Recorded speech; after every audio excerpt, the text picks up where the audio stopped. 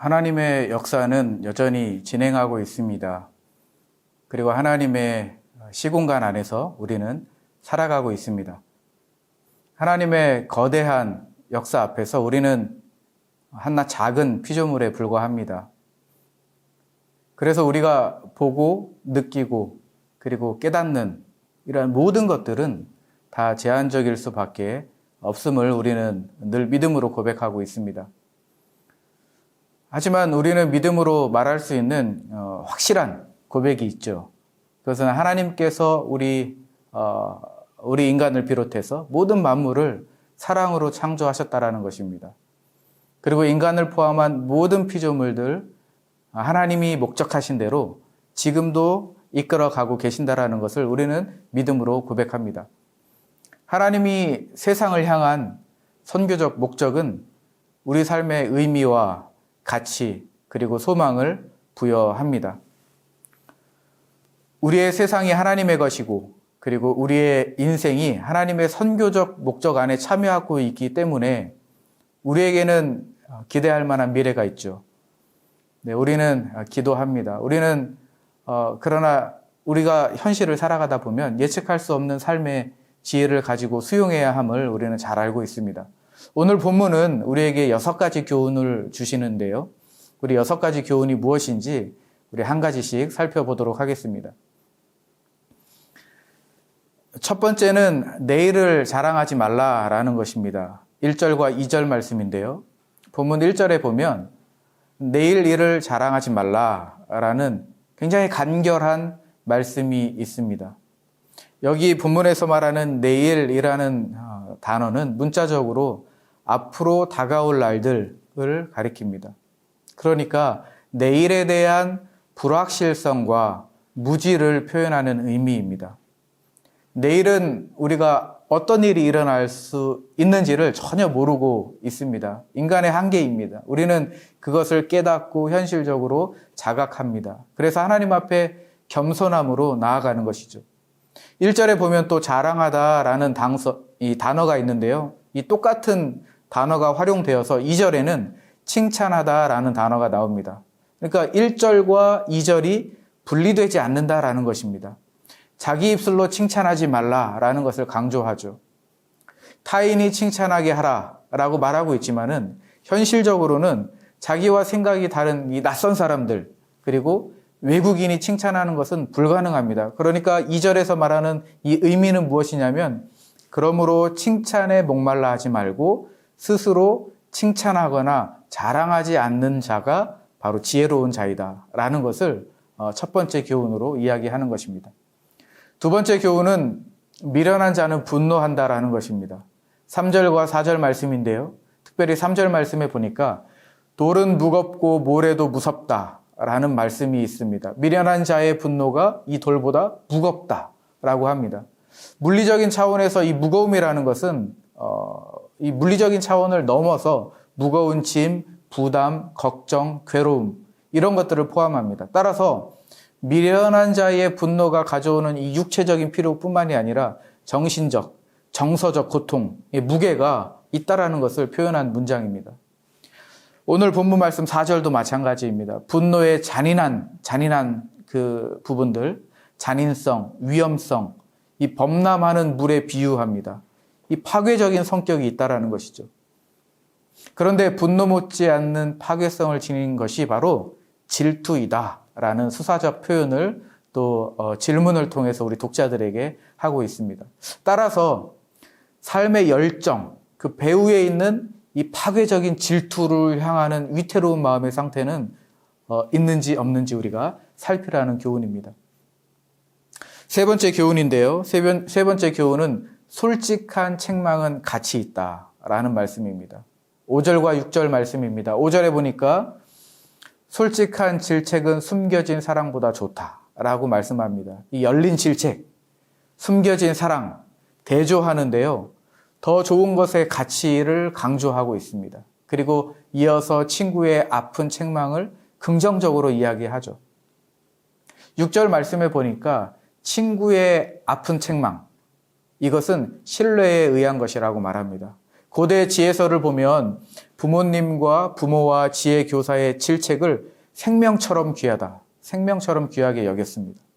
반면에 원수의 이 잦은 입맞춤을 표현하는데 원수의 잦은 입맞춤보다 질책, 진심으로 말해주는 이 질책이 더 중요하다는 것입니다. 역설적인 것이죠. 우리에게 주는 교훈인데요. 삶의 이면을 정확히 들여다보라라는 날카로운 금언이기도 합니다. 자, 네 번째 교훈입니다. 네 번째 교훈은 귀한 것의 상대적 가치를 되새겨야 한다라는 말씀입니다. 7절에 보면 배부른 자는 꿀이라도 싫어하고 줄인 자에게는 쓴 것이라도 달다라고 말합니다. 꿀처럼 달콤한 음식이라도 배부른 사람들에게는 이 짓밟아 버릴 만큼 가치가 없다라는 것입니다. 그런데 이 배고픈 사람들에게는 먹을 수 있는 것 자체가 달콤하다라는 것이죠.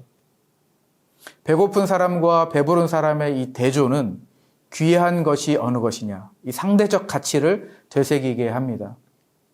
최고의 가치라고 여겼던 것도 이 상황에 따라 변합니다.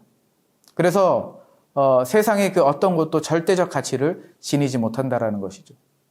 8절 말씀에 보니까 보금자리를 필요로 하는 삶의 현실을 새에 빗대어 표현합니다.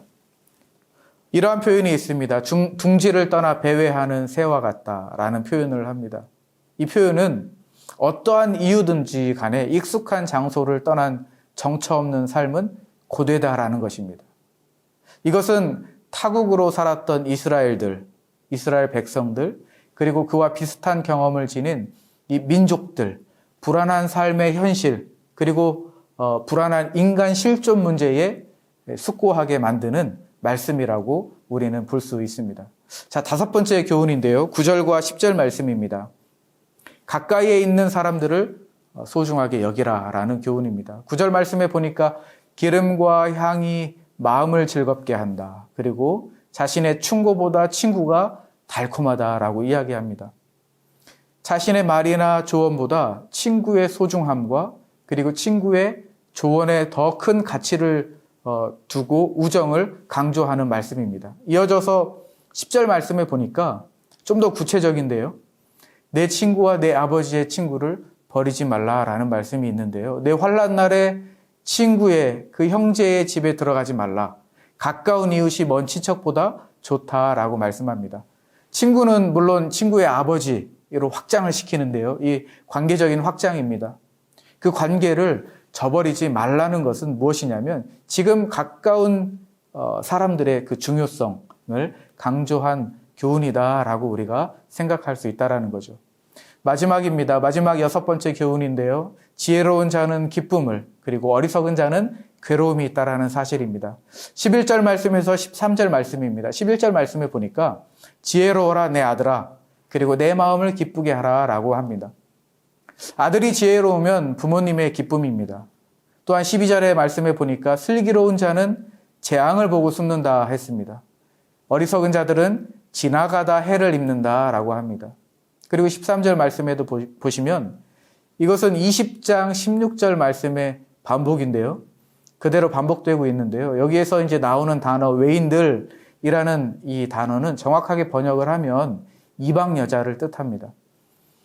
잠언 전체의 전반부 1장에서 9장 말씀을 보면 이 부모는 낯선 여자, 이방 여자와 연루되지 말라라고 반복합니다.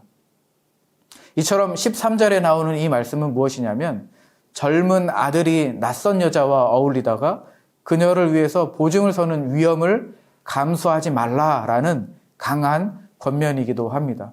자, 지금까지 우리가 6가지의 교훈을 살펴보았는데요. 마무리입니다. 설교를 마무리하고자 하는데 하나님께서 주어진 그 시간이 우리에게 펼쳐져 있습니다. 우리가 예측할 수 없습니다. 우리가 어떤 사건이 일어날지를 알면 좋겠지만 그렇지 않습니다. 오늘 본문의 지혜를 따라서 우리가 모든 상황, 우리 앞에 다가오는 모든 이 상황 앞에서 우리의 마음이 요동하지 않기를 축복합니다. 왜냐하면 하나님은 하나님을 신뢰하는 우리의 믿음을 통해서 일하시는 분이시기 때문입니다.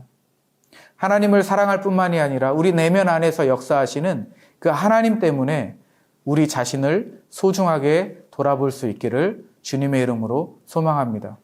오늘 주어진 시간, 하나님의 시간으로 전적으로 우리가 살아갈 때에 우리가 걷는 걸음마다 복음의 흔적이 남겨지고, 그리고 우리가 흔들어대는 이 팔로 상처 입은 사람들의 마음을 보듬어주고, 그리고 우리가 이 중얼거리는 입을 통하여서 하나님 앞에 사랑의 노래가 흘러나오기를 주님의 이름으로 축복합니다.